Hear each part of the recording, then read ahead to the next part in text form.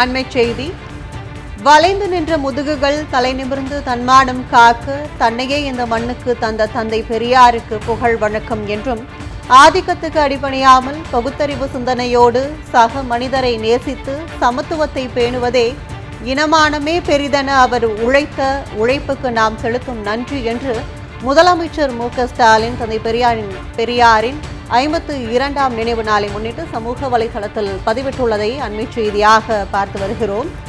வளைந்து நின்ற முதுகுகள் தலை நிமிர்ந்து தன்மானம் காக்க தன்னையே இந்த மண்ணுக்கு தந்த தந்தை பெரியாருக்கு புகழ் வணக்கம் என்றும், ஆதிக்கத்துக்கு அடிபணியாமல் பகுத்தறிவு சிந்தனையோடு சக மனிதரை நேசித்து சமத்துவத்தை பேணுவதே இனமானமே பெரிதென அவர் உழைத்த உழைப்புக்கு நாம் செலுத்தும் நன்றி என்று முதலமைச்சர் மு.க.ஸ்டாலின் சமூக வலைதளத்தில் பதிவிட்டுள்ளார்.